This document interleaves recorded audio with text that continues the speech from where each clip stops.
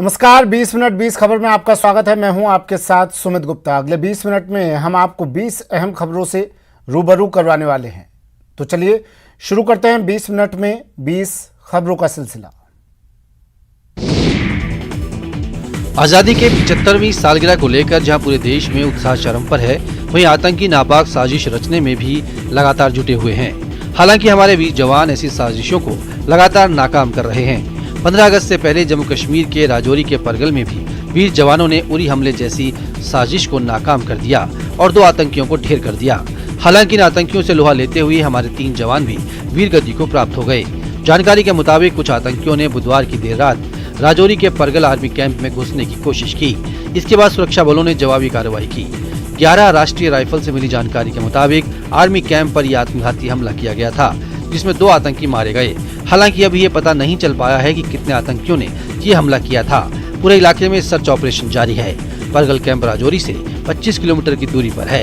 एक दिन पहले यानी बुधवार को जम्मू कश्मीर में बडगाम जिले के वाटरहिल इलाके में सुरक्षा बलों ने लश्कर तैयबा के 3 आतंकियों को मार गिराया था।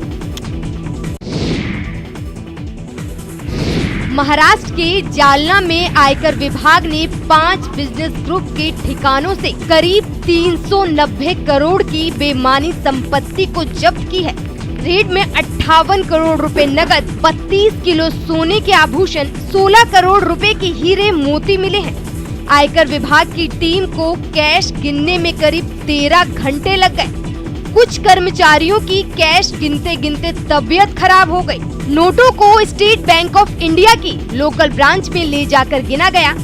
इन्हें गिनने में 10 से 12 मशीन लगी। कपड़े की 35 थैलियों में नोटों के बंडल रखे गए थे। आयकर विभाग की टीम ने रेड को बेहद सीक्रेट रखा।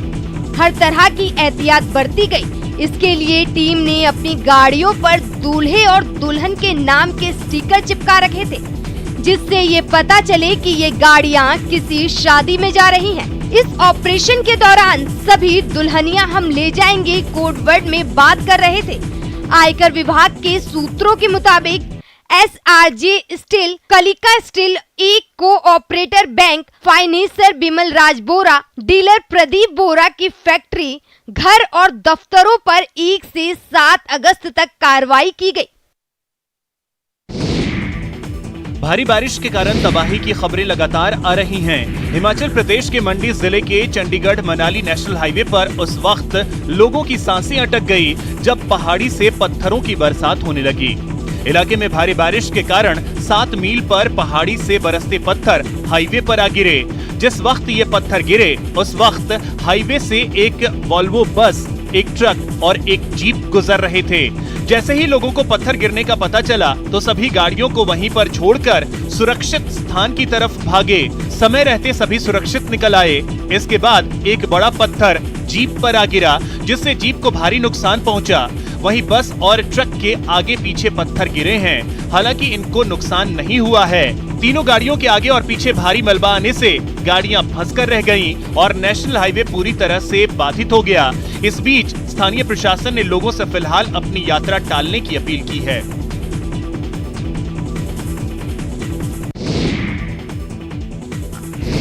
इंदौर में भारी बारिश लोगों के लिए मुसीबत का सबब बनकर आई है। शहर में कई जगह जल जमाव हो गया तो कुछ जगह कारें बहने के वीडियो भी सामने आए। सबसे बुरे हाल पश्चिम क्षेत्र में हुआ। फूटी कोठी, हवा बंगला, सुदामा नगर, द्वारिकापुरी, शांतिनाथपुरी, साईं बाबा नगर, वैशाली नगर, राजेंद्र नगर, सिलिकॉन सिटी, नालंदा परिसर में चारों तरफ पानी ही पानी हो गया। शांतिनाथपुरी में सड़कों पर इतना तेज पानी था कि कार बह गई। वैशाली नगर मेन रोड और आसपास के इलाकों में सड़कें डूबी नजर आई। चाणक्यपुरी, विजलपुर, केसरबाग रोड, यात्री नगर में भी पानी जमा हो गया। निहालपुर मुंडी तालाब ओवरफ्लो होकर पानी गांव में घुस गया। भारी बारिश को 12वीं क्लास क्षमता वाले शहर के सबसे बड़े यशवंत सागर का जल स्तर 19.5 फीट तक पहुंच गया, जिसके बाद डैम के 3 गेट खोले गए। शहर में मंगलवार रात 8 बजे से बुधवार सुबह 8 बजे तक 4.76 इंच बारिश रिकॉर्ड की गई, जबकि बुधवार सुबह 8 बजे से 11 बजे तक करीब 0.25 इंच बारिश हुई।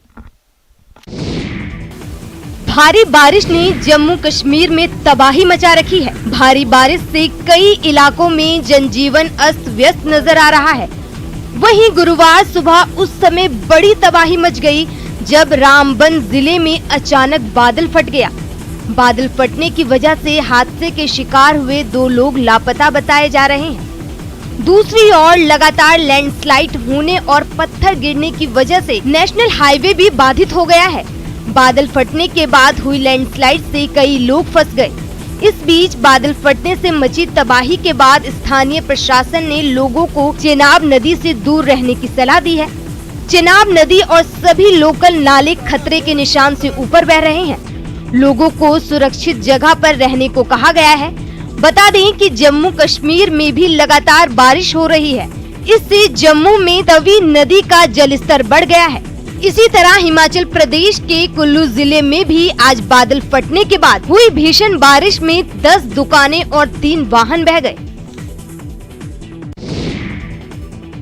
देश के कई इलाकों में भारी बारिश और बाढ़ ने तबाही मचा रखी है। मैदानी इलाकों से लेकर पहाड़ियों पर भी मूसलाधार बारिश ने जनजीवन अस्त व्यस्त कर रखा है। उत्तराखंड के भी कई इलाकों में भारी बारिश का कहर जारी है।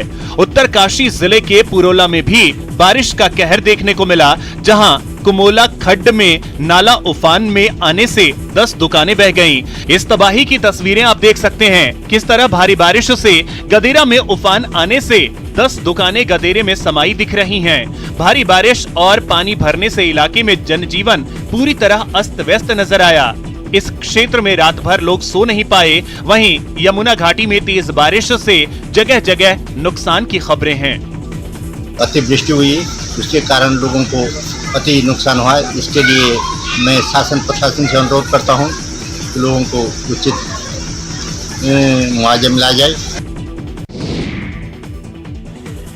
प्रतापगढ़ जिले में पिछले 3 दिनों से हो रही बारिश लोगों के लिए आफत की बारिश बन गई है। पिछले 2 दिनों से हो रही मूसलाधार बारिश के चलते जिले के सभी नदी नाले उफान पर आ गए हैं। नदी नालों के उफान पर आ जाने का असर आम जनजीवन पर भी पड़ता नजर आ रहा है। जिले के धरियावाद उपखंड क्षेत्र में पानी के तेज बहाव के कारण पुलिया टूट गई है और लोग जान जोखिम में डालकर पुलिया से आवाजाही कर रहे हैं। आप देख सकते हैं पानी से भरे गड्ढों के बीच कैसे लोग अपनी जान जोखिम में डाल रहे हैं। इस कोशिश में एक युवक बाइक सहित भी बह गया। हालांकि युवक ने तो जैसे तैसे अपनी जान बचा ली, लेकिन बाइक का अभी तक कोई पता नहीं चल पाया है। क्षेत्र में पिछले 2 दिनों से हो रही मूसलाधार बारिश के कारण जिले के कई पुलियों के कमोबेश यही हालत है। हालांकि प्रशासन लोगों से जान जोखिम में डालकर पुलिया और नदी नाले पार नहीं करने की गुहार लगा रहा है, लेकिन उसके बावजूद भी लोग अपने जरूरी कार्यों के चलते प्रशासन की अपील को दरकिनार करते नजर आ रहे हैं।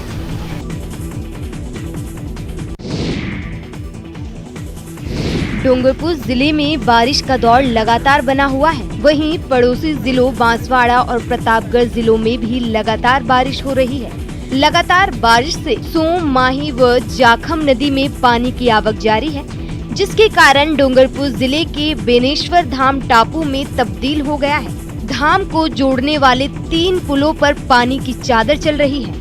नदियों में पानी की आवक बढ़ने से जिले में त्रिवेणी जल संगम बेनेश्वर धाम पुलों के डूब जाने से टापू में तब्दील हो गया है। सुबह बेनेश्वर धाम से गुजरी सोम, माही और जाखम नदी में पानी की आवक बढ़ने से धाम को जोड़ने वाली सावला, नवोड़ा और वलाई पुल पानी में डूब गए हैं, जिसके कारण धाम पर जाने वाले रास्ते जाम हो गए हैं। बांध को जोड़ने वाले तीनों पुलों पर करीब 3 से 60 फीट पानी की चादर चल रही है। सावन महीने में धाम पर दर्शन और पूजा करने आए श्रद्धालुओं ने धाम के बाहर की नदी किनारे पूजा अर्चना की। वहीं बारिश को लेकर पुलिस और प्रशासन भी अलर्ट है। रक्षाबंधन जहां भाई बहन के पवित्र प्रेम का प्रतीक है, वहीं धार्मिक महत्व भी रखता है। रक्षाबंधन के मौके पर मंदिरों में कई खास आयोजन होते हैं। भक्त अपने भगवान को रक्षा सूत्र चढ़ाते हैं तो मिठाई और पकवानों का भोग भी लगाते हैं। 12 ज्योतिर्लिंगों में एक उज्जैन के महाकालेश्वर मंदिर में ये त्योहार हर साल बड़े ही विशेष अंदाज में मनाया जाता है। इस साल भी रक्षाबंधन पर भस्म आरती में सबसे पहले भगवान महाकाल को राखी अर्पित की गई।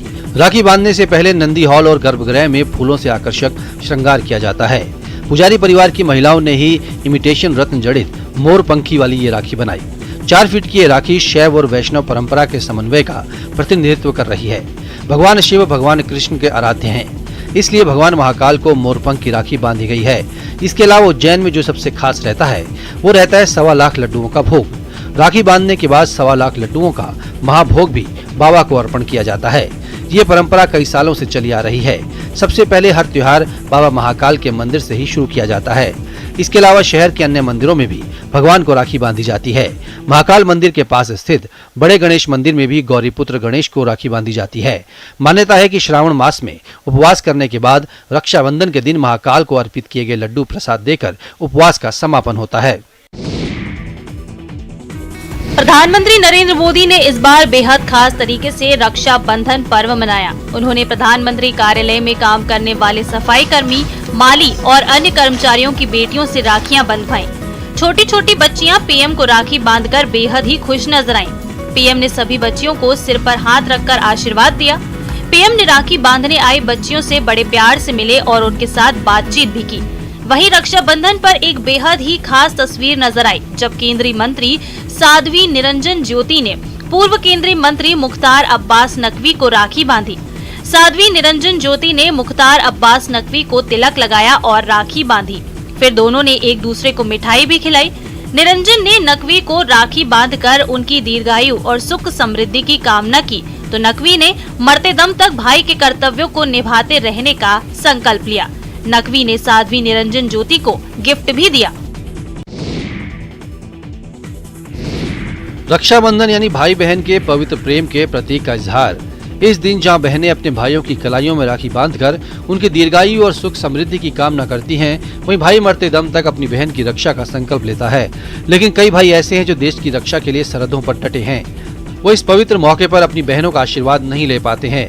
लेकिन इतनी बहनों के रहते देश की सरहद की पहरेदारी में जुटे भाइयों की कलाइयां सुनी रह जाएं, ये कैसे हो सकता है। अमृतसर के वाघा अटारी बॉर्डर पर भी बड़ी संख्या में महिलाएं पहुंची और बीएसएफ जवानों को राखियां बांधी और उन्हें मिठाई खिलाई। बहनों ने देश की सुरक्षा में लगे अपने भाइयों का हौसला भी बढ़ाया। राखी के इस पवित्र त्योहार पर बहनों के इस प्यार से बीएसएफ जवान भी भावुक नजर आए। आपको बता दें कि हर साल बड़ी संख्या में महिलाएं वाघा अटारी बॉर्डर पहुंचती हैं और जवानों की कलाइयों में राखी बांधकर उन्हें प्रोत्साहित करती हैं और दुश्मनों से रक्षा के साथ साथ सुख समृद्धि की कामना करती हैं। अलवर के सेंट्रल जेल में भी भाई बहन के अटूट बंधन का पर्व रक्षाबंधन मनाया गया। सुबह से ही जेल के बाहर काफी संख्या में बहनें और उनके रिश्तेदार का तांता लगा रहा। जेल प्रशासन की ओर से रक्षाबंधन के अवसर पर विशेष इंतजाम करते हुए पुरुष जेलों में भी सिर्फ उन्हीं महिला रिश्तेदारों को प्रवेश दिया गया जिनके पास कोरोना वैक्सीनेशन की दोनों डोज लगाने का प्रमाण पत्र था। बंदी मुलाकात कक्ष में एक महिला को राखी बांधने की इजाजत दी गई। हालांकि कोरोना प्रोटोकॉल को ध्यान में रखते हुए बहनों को मिठाई ले जाने की स्वीकृति नहीं दी गई। झालावाड़ के जिला जेल में भी रक्षाबंधन मनाया गया। दूर दराज इलाकों सहित सीमावर्ती मध्य प्रदेश से आई बहनों ने अपने कैदी भाइयों को राखी बांधी। राखी बांधते वक्त जहां बहनों की आंखें भर आई, तो वहीं जेल में बंद भाइयों ने उन्हें निकट भविष्य में अपराध से दूर रखकर आने वाली जिंदगी में परिवार के साथ त्योहार मनाने का वादा किया।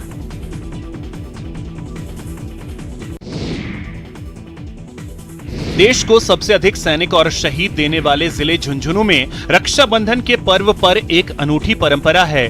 यहाँ भाइयों के साथ ही शहीद भाइयों की प्रतिमाओं की कलाई पर भी राखी बांधी जाती है। शहीद भाई की कलाई पर राखी बांधने बहनें दूर दराज से चलकर पहुंचती हैं। ये बंधन भाइयों की शहादत के सालों बाद भी जिंदा है। बहनें हर साल रक्षाबंधन पर देश की रक्षा के लिए प्राण न्यौछावर करने वाले अपने भाइयों की प्रतिमा के हाथों पर राखी बांध रही हैं और इस पवित्र रिश्ते को निभाती आ रही हैं। नवलगढ़ उपखंड के बाय गांव में शहीद बाबूलाल पूनिया को राखी बांधने बहनें जरूर आती हैं। बाबूलाल पूनिया 2002 में रक्षाबंधन के एक दिन पहले 21 अगस्त को शहीद हुए थे। शहीद की बहन ने बताया कि बाबूलाल पूनिया हर रक्षाबंधन पर कोशिश करते थे कि वे गांव पहुंचें और बहनों के हाथों से राखी बंधवाएं। इसी तरह चिड़ावा उपखंड के झांझोद के शहीद राजेश की बहन ससुराल आबूसर से राखी बांधने अपने पीहर झांझोद पहुंचती हैं। उन्होंने बताया कि वे सब कुछ भूल सकती हैं, लेकिन शहीद भाई की कलाई पर राखी बांधना नहीं भूलती। इसीलिए एक दिन पहले ही पहुंच जाती हैं ताकि सबसे पहले अपने शहीद भाई राजेश को राखी बांधकर उससे अपनी रक्षा का वचन दे सकें। राखी के मौके पर अजमेर में अनोखे तरीके से नारियल की बिक्री हुई, जिसके चलते यह चर्चा का विषय बन गया। दरअसल यहाँ राजनेताओं के नाम से नारियल की बिक्री हुई। यहाँ सीएम गहलोत का नारियल 25 रुपए, तो योगी नाम का नारियल 30 रुपए और मोदी का नारियल 35 रुपए में बिका। दरअसल अजमेर में नारियल बिक्री हर त्योहार पर अपना अलग रंग जमाती है, क्योंकि अजमेर के बाजार में नारियल सिर्फ नारियल के रूप में ही नहीं बल्कि ट्रेंड करती हुई मशहूर हस्तियों के नाम से बिकते हैं। इसी क्रम में इस बार राखी पर बाजार में नारियल देश के जाने माने राजनेताओं के नाम से बिका, जिसे लोगों ने बड़े चाव से खरीदा। ग्राहकों का कहना है कि उन्होंने अपनी अपनी पसंद के हिसाब से नारियल खरीदा। 25 रुपए के नारियल को मुख्यमंत्री अशोक गहलोत का नाम दिया गया।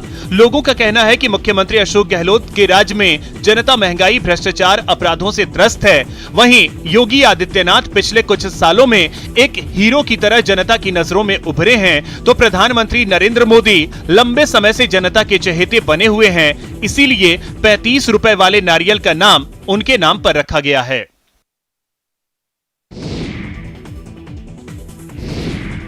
रक्षाबंधन का पर्व भाई और बहन के प्यार का प्रतीक है। इस पवित्र पर्व पर देश की सरहदों की सुरक्षा में जुटे भाइयों की कलाइयां सूनी ना रहे। इसको लेकर जैसलमेर की बहनें बॉर्डर पर पहुंची और राखी बांधकर उनकी सुख समृद्धि की कामना की। सीमा सुरक्षा बल की 191 वाहिनी के हेडक्वार्टर पर जैसलमेर की बहनों ने अपने सैनिक भाइयों को तिलक लगाकर राखियां बांधी और मिठाई खिलाई। महिलाओं ने कहा कि देश के जवान आज के दिन अपनी बहनों से दूर सरहदों पर डटे हैं। इन भाइयों को राखी बांधकर हम स्वयं को गौरववंती महसूस कर रही हैं। कोई जवान अपनी भाई से दूर है तो कोई जवान अपनी बहन से। ऐसे में देश के किसी भी रक्षक भाई की कलाई सूनी ना रहे। इसी उद्देश्य के साथ सीमा जन कल्याण समिति की 60 टीमों ने 21 सीमा चौकियों पर रक्षाबंधन का त्योहार मनाया। कि हम घर से दूर यहाँ बैठे हुए हैं सरहद पे, और सही में हमें घर की याद है। सभी जवान बहुत खुश हुए। जोधपुर में रक्षाबंधन का पर्व अनोखे तरीके से मनाया गया। इस पावन अवसर पर राजस्थान राज्य मानवाधिकार आयोग के अध्यक्ष जस्टिस गोपाल कृष्ण व्यास, जोधपुर कलेक्टर हिमांशु गुप्ता और पुलिस कमिश्नर रविदत्त गौड़ ने जोधाना आश्रम में रह रहे बुजुर्गों की कलाई पर राखी बांधकर रक्षा का वचन दिया। अपनों के प्यार से वंचित इन बुजुर्गों के चेहरे पर खुशी लाने के लिए जोधाना वृद्धाश्रम में रक्षाबंधन का पर्व मनाया गया, जहां पर सोसाइटी से जुड़ी बहनों ने जहां बुजुर्गों की कलाई पर राखी बांधकर उनका मुंह मीठा कराया, जिससे बुजुर्गों के चेहरे पर जो खुशी थी वो देखते ही बन रही थी। राजस्थान राज्य मानवाधिकार आयोग के अध्यक्ष जस्टिस गोपाल कृष्ण व्यास, जिला कलेक्टर हिमांशु गुप्ता और पुलिस कमिश्नर रविदत्त गौड़ के आतिथ्य में आयोजित हुए कार्यक्रम में बुजुर्गों के चेहरे पर खुशी देखने लायक थी। आने में एक सुख मिलता है, ऐसा लगता है कि जैसे अपने लोगों के बीच में जाकर कुछ सीखने का मौका मिलेगा। भाई बहन के पवित्र प्रेम के प्रतीक पर्व रक्षाबंधन पर राजस्थान सरकार ने बहनों को तोहफा दिया और राज्य परिवहन की बसों में फ्री यात्रा करने की छूट दी, ताकि बहनें आसानी से अपने भाइयों के पास पहुंचें और उनकी कलाइयों में रक्षा सूत्र बांधकर खुशियां दे सकें। राज्य सरकार के इस तोहफे का बहनों ने भरपूर लाभ उठाया। जोधपुर में भी इस छूट का महिलाओं ने लाभ उठाया। रोडवेज बसों में महिलाओं की खासी भीड़ नजर आई। बस अड्डे पर महिलाओं की लंबी लंबी लाइनें दिखी, जिन्होंने फ्री टिकट लेकर राखी बांधने अपने बहनों के पास तो पहुंची ही, कई धार्मिक जगहों के भी दर्शन किए। कई महिलाएं अजमेर के ख्वाजा साहब के दर्शन के लिए निकली, तो कई महिलाएं बाबा रामदेव के दर्शन के लिए रामदेवरा भी निकल गईं। बता दें कि राज्य सरकार रक्षाबंधन के इस पावन पर्व पर हर साल महिलाओं को फ्री सफर का तोहफा देती है, जिसका महिलाएं भरपूर लाभ भी उठाती हैं। राज्य सरकार ने जो महिलाओं के लिए रक्षाबंधन के ऊपर औरतों के लिए, महिलाओं के लिए फ्री टिकट सुविधा दी है, बहुत अच्छी सुविधा दी है। इससे लोग महिलाएं अपने पीर राखी के लिए और ख्वाजा साहब के दर्शन के लिए अजमेर भी जा सकते हैं। रक्षाबंधन के दिन पड़ने वाला श्रावणी पर्व भी हमारी प्राचीन गुरुकुल की परंपरा का महत्वपूर्ण पर्व है। गुरुकुल में पढ़ने वाले छात्रों का शिक्षा सत्र इससे शुरू होता है। इस विशेष मौके पर देश विदेश से भारतीय छात्र वेद, उपनिषद, ज्योतिष की शिक्षा लेने ऋषिकेश आते हैं। उपनयन के बाद ये ऋषि कुमार वेद शास्त्रों की शिक्षा दीक्षा के अधिकारी बन जाते हैं। वेद शास्त्रों का अध्ययन करने के बाद ऋषिकेश के कई प्राचीन और धार्मिक मंदिरों, आश्रमों में गुरुकुल की परंपरा आज भी जीवित है। उत्तराखंड के साथ देश के कई इलाके के छात्र यहाँ वेद कर्म कांड के अध्ययन के लिए प्रवेश लेते हैं और यहाँ से शिक्षा प्राप्त कर भारतीय संस्कृति कर्मकांड को आगे बढ़ाते हैं। शास्त्रीय मान्यता के अनुसार श्रावणी के दिन से वेद और कर्मकांड का अध्ययन करने वाले वेद पाठी उपनयन संस्कार के बाद गुरुकुल में दीक्षा आरंभ करते हैं। जैसे हम की वेद पढ़ते हैं, हम उससे नहीं हैं, परंतु हमारा जो गुरुकुल का धर्म है यज्ञोपवीत, वो हमने आज से धारण कर लिया है और व्याकरण, साहित्य, वेद जो भी हमारे विषय हैं उसको हम आज से सही तरीके से पढ़ना शुरू कर देंगे। देश की आजादी के 75 साल पूरे होने पर पूरे देश में उत्सवों की धूम है। खासकर हर घर तिरंगा अभियान ने लोगों के मन में आजादी के इस उत्सव को लेकर गजब उत्साह भर दिया है। जैसलमेर में भी हर घर तिरंगा अभियान को सफल बनाने के लिए जिला कलेक्टर टीना डाबी और नगर परिषद सभापति हरिवल्लभ कल्ला की अगुवाई में सोनार दुर्ग से हनुमान चौराहे तक तिरंगा रैली निकाली गई। नगर परिषद की ओर से आयोजित इस रैली के दौरान देशभक्ति के तराने और वंदे मातरम के नारों की गूंज के साथ पूरा जैसलमेर देशभक्ति से सराबोर हो गया। रैली की शुरुआत राष्ट्रगीत वंदे मातरम से हुई और इसका समापन राष्ट्रगान जन गण मन से हुआ। इस दौरान जिला कलेक्टर टीना डाबी ने कहा कि स्वतंत्रता आंदोलन में योगदान देने वाले स्वतंत्रता सेनानियों के उच्च आदर्शों को अपने दिलों में संजोए और उनसे प्रेरणा लेकर राष्ट्र निर्माण में अपना योगदान दें। इस तिरंगा यात्रा में बड़ी संख्या में सीमा सुरक्षा बल, एनसीसी के कैडेट्स, वायुसेना के जवान, स्काउट गाइड, एनएसएस के स्वयंसेवक भी शामिल हुए। आजादी के 75 साल पूरे होने पर पूरे देश में आजादी के अमृत महोत्सव की धूम है। देश की आजादी में अपने प्राणों की आहुति देने वाले सेनानियों को नमन करने और इस मौके को उत्साह पूर्वक मनाने के लिए देश भर में तिरंगा रैली निकाली जा रही है। इसी कड़ी में गुजरात के सूरत में भी बीजेपी कार्यकर्ताओं ने आजादी के 75 साल पूरे होने का जश्न मनाया। इस मौके पर बीजेपी कार्यकर्ताओं ने ताप्ती नदी में तिरंगा रैली का आयोजन किया। इस रैली में शामिल बीजेपी कार्यकर्ता 75 नावों पर सवार थे। सभी के हाथों में तिरंगा था। ये 75 नाव भारत की आजादी के 75 साल पूरे होने के प्रतीक है। ताप्ती नदी में नावों पर निकाली गई इस तिरंगा रैली का अद्भुत नजारा देखते ही बन रहा था। तिरंगा रैली में शामिल बीजेपी कार्यकर्ताओं का घाट पर स्थानीय लोगों ने भव्य स्वागत किया।